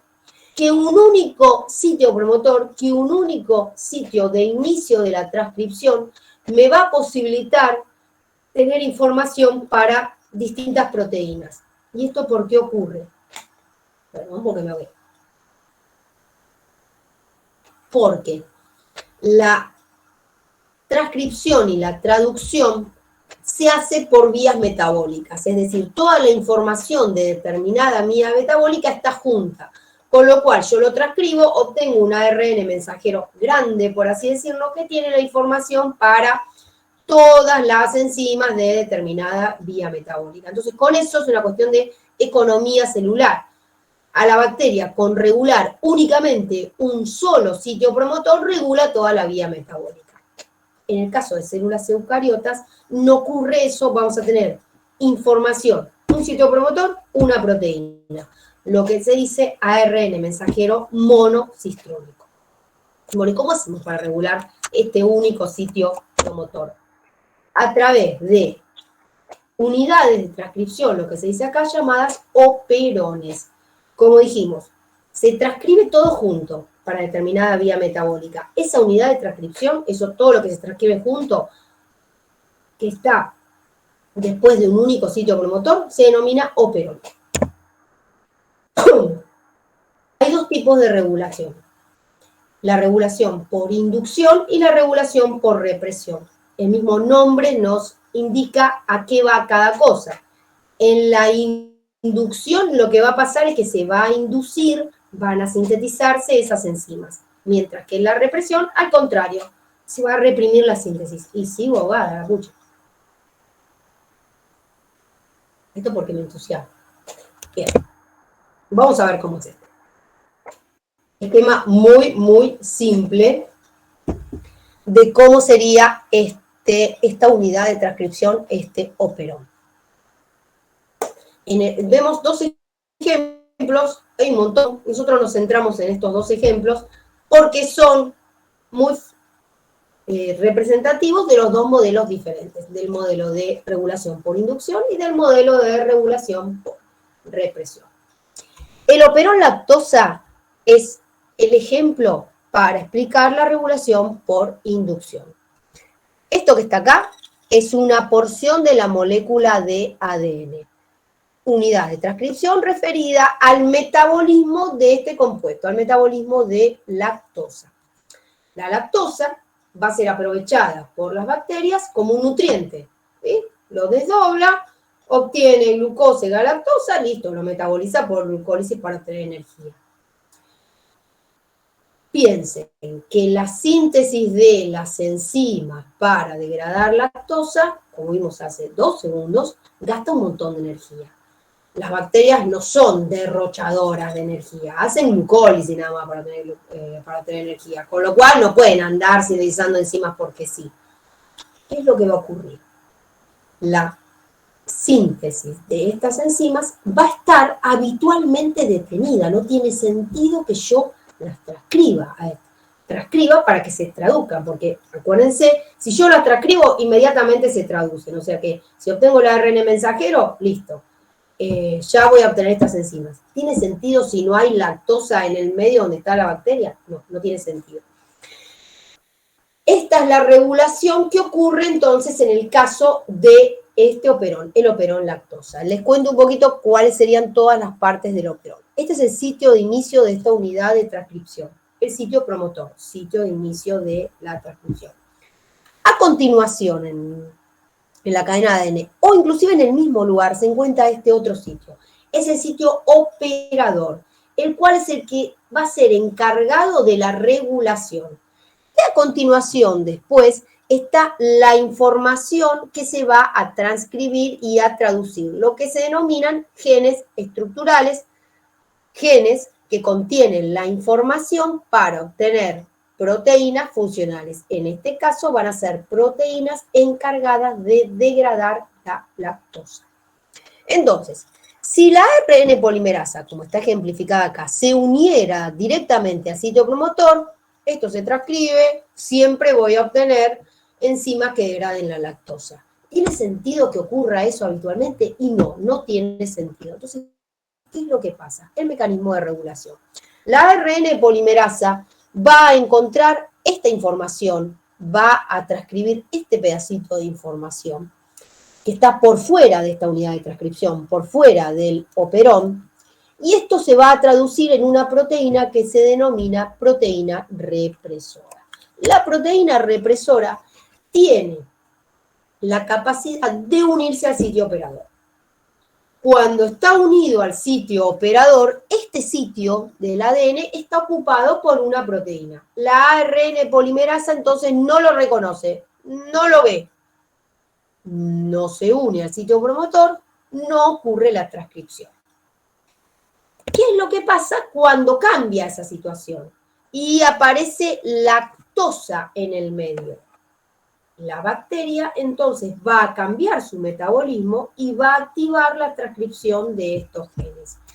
Este metabolito, que sería un metabolito de la degradación de lactosa, pongamos que es lactosa, para los fines de entenderlo es lo mismo, se une a esta proteína represora, la que se había sintetizado antes.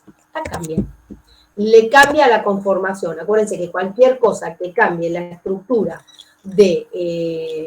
tridimensional de una proteína va a cambiar su función. ¿Cuál era su función? Unirse acá, ¿verdad? Si tiene otra estructura, ¿qué va a pasar? No se va a unir al sitio operador. Entonces, la ARN polimerasa que andaba recorriendo todo el ADN, Se encuentra con el sitio promotor, ahora sí lo reconoce, porque si esto no está unido, está desocupado, se une y entonces se transcribe la información necesaria para obtener las enzimas encargadas de la degradación de lactosa. Por eso, entonces, este es un mecanismo de regulación por inducción. Se induce la presencia de enzimas. Se varía la concentración en más, aumenta la cantidad de enzimas. Esto ocurre en vías catabólicas. Tiene sentido únicamente que estas enzimas estén presentes dentro de la célula cuando se encuentra presente el inductor, cuando se encuentra presente, en este caso, lactosa. Si no, no tiene sentido. Si se lo ponen a pensar, sería como una regulación por presencia de sustrato. Se lo ponen a pensar haciendo un paralelismo con lo que ocurría en la regulación de una enzima. Se lo ocurre a pensar es así. Bien, vamos al otro tipo de regulación. El otro ejemplo es el operón triptófano, representativo de la regulación por represión. Ahora va a ocurrir exactamente lo contrario. De nuevo lo mismo. Tenemos esta unidad de transcripción donde vamos a tener información para sintetizar este aminoácido, el triptófano. Nuevamente, esta unidad de transcripción está encabezada por el sitio promotor, el sitio de inicio de la síntesis del ARN mensajero y el sitio operador. ¿Qué es lo que va a ocurrir? La ARN polimerasa va a encontrar esta secuencia que tiene la información para sintetizar el represor. Sí lo va a encontrar, sí se va a transcribir y si se transcribe, se traduce. Pero ¿qué es lo que pasa con este represor? Este represor no tiene la capacidad, como está sintetizado, de unirse al sitio operador. Yo lo sintetizo y está inactivo. Si está inactivo, no se une al sitio operador. Si el sitio operador está libre, la ARN polimerasa, me quedó de boca esta parte del esquema, bueno, la ARN polimerasa encuentra el sitio promotor, se realiza la transcripción. ¿Cómo se realiza la transcripción? Inmediatamente se traduce a proteínas, a enzimas que participan en la síntesis de este aminoácido. Este aminoácido forma parte de las estructuras, es un aminoácido que forma parte de proteínas estructurales de la bacteria, tiene funcionalidad, con lo cual a este organismo como que es capaz de sintetizarlo, mientras tenga energía y tenga estas necesidades, lo sintetiza, o sea que esta vía de por sí está activa, por eso la idea de que el represor sintetiza de manera inactiva. Cuando se alcanzó suficiente cantidad de este aminoácido, va a ser capaz de unirse al represor. Algo parecido que ocurría antes, ¿sí? Nada más que esta sustancia aparece dentro de la célula como resultado de la propia síntesis, actuando como un correpresor. Le cambia la conformación. ¿Y qué es lo que pasa de diferente? Ese cambio conformacional hace que este represor adquiera funcionalidad. ¿Y cuál es la funcionalidad del represor? Unirse al sitio operador. Si el sitio operador está ocupado, la ARN polimerasa no lo encuentra, no encuentra el sitio promotor, no hay transcripción, listo, no se transcriben estas enzimas para sintetizar el triptófano, pues tenemos un montón, por así decirlo. Entonces, esta regulación por represión ocurre en aquellas vías que son anabólicas, que son de síntesis. Y si queremos hacer nuevamente un paralelismo, podemos pensar que es una regulación por producto. Cuando se encuentra la suficiente cantidad del producto final de la vía, entonces se inhibe la síntesis de las enzimas de esa vía. ¿Para qué vemos estos dos modelos? Para que ustedes tengan claro que la transcripción se realiza a nivel del sitio promotor. Es decir, tenemos que hacer algo para que la ARN polimerasa encuentre o no ese sitio promotor.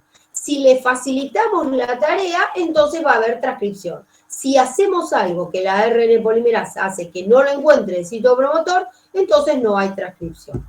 En células procariotas, estos son los dos modelos y que hacen que haya o que no haya transcripción. En células eucariotas es un poquito diferente, pero si ustedes entendieron el modelo en procariota, como que no van a tener problemas, estimo, en entender el modelo en células eucariotas. Habíamos dicho que para la transcripción yo necesito determinadas proteínas que son capaces de encontrar aquellos lugares que me indican el inicio y la finalización de la transcripción. Los habíamos nombrado cuando vimos las etapas de la transcripción en células procariotas. El inicio de la transcripción en células procariotas es la subunidad sigma, la finalización de la transcripción es el factor Rho. En células eucariotas no tenemos esas subunidades, esos factores denominados así, sino que tenemos otras proteínas que colaboran con la ARN polimerasa que se denominan de manera genérica factores de transcripción. Y por ahora lo que nos interesa es que sepan eso nada más. Factores de transcripción. Hay factores de transcripción que están siempre, se llaman basales, y hay otros factores de transcripción que se llaman reguladores y que corresponden a los mecanismos de acción hormonal, que es acá donde queremos que se centren cuando veamos en un par de clases mecanismos de acción hormonal. Van a actuar a través de acá, a través de los factores de transcripción reguladores. Bueno, van a ver que es bastante simple. ¿Cuál es la idea de la transcripción? Que la ARN polimerasa, esto es células eucariotas, así que tenemos una ARN polimerasa específica para el ARN mensajero, que es la 2, a no confundir con la ADN polimerasa de las células procariotas, que también tenemos los romanos, que lo que tiene que tratar es de encontrar el sitio promotor, habíamos quedado en eso, para iniciar la transcripción. Bueno, estos factores reguladores son capaces de unirse al sitio promotor. Vamos a ver el de abajo primero, que es más fácil de entender por la correspondencia con lo que vimos antes en procariotas. Si es un factor de transcripción regulador negativo, se va a unir al sitio promotor y lo va a esconder, lo va a ocultar totalmente. Como dice acá, lo va a inhibir. Lo que pasaba cuando actuaba la proteína represora en procariontes. ¿Qué va a pasar? No va a haber transcripción, cero transcripción. La ARN polimerasa no lo encuentra, listo, ya está. No transcripción. ¿Qué pasa si el factor de transcripción que se une al sitio promotor es positivo? Lo expone y hay transcripción. Entonces, esto es simplemente por sí o por no. Si los factores de transcripción reguladores se unen directamente al sitio promotor, es negativo, no hay. ¿Es positivo? Sí hay. Nada más que eso. Otra posibilidad, y esto es lo último, a ver, tardísimo. Otra posibilidad es que se unan a un sitio distinto del sitio promotor. Si nosotros tenemos el sitio de inicio de la transcripción acá, por acá, hay sitios que se denominan sitios reguladores, que están antes del sitio promotor. Acuérdense que la molécula de ADN en las eucariotas es lineal, entonces podemos decir un antes, y alejadas del sitio promotor. Vendría a ser como la secuencia que codificaba para el represor, que no formaba parte del operón. Bueno, esto sería más o menos lo mismo. Son sitios alejados del sitio promotor. Se denominan sitios reguladores. Y sitios reguladores son parte del ADN. Puede haber de dos tipos. Sitios exaltadores o aumentadores, o en inglés enhancers, y sitios silenciadores o en inglés silencers. ¿Qué es lo que va a pasar? Estos factores de transcripción reguladores se van a unir al sitio aumentador, va a aumentar la transcripción. Se va a unir al sitio silenciador, va a disminuir la transcripción. Y ojo con el término que usé.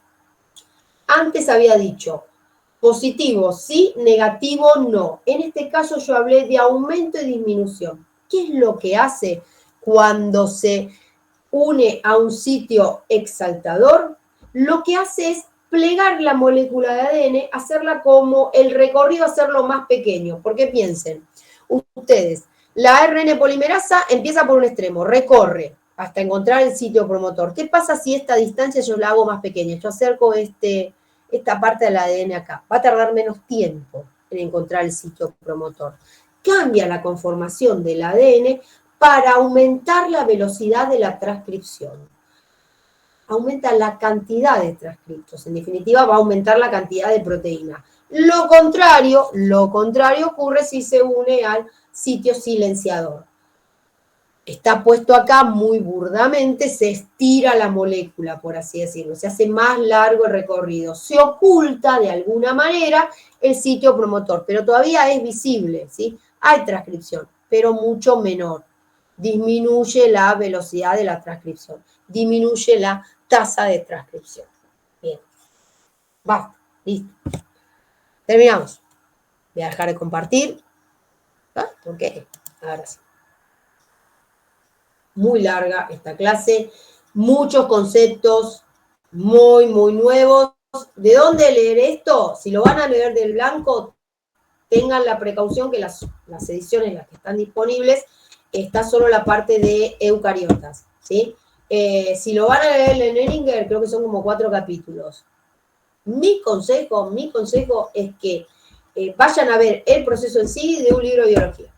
El Curtis, por ejemplo, es un buen libro para leerlo el proceso en sí. Y después vayan a ver los detalles de bioquímica, es decir, las enzimas, cómo son las vías metabólicas y eso.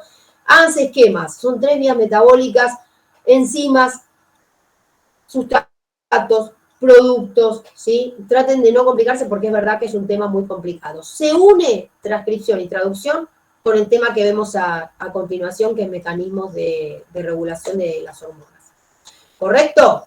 Bueno, perdón si me extendí muchísimo, pero era larguísimo. Traté de hacerlo lo más corto posible. Seguro que lo hice más corto que el doctor Cética. Recuerden que el próximo tema solo se ve el sábado. Hormonas se ve el sábado a las 9:30. Y que es de manera virtual, ya está publicado el enlace en el campus. Gente, si no hay preguntas, nos estamos viendo el próximo miércoles. Si no, cualquier cosita, pregunten.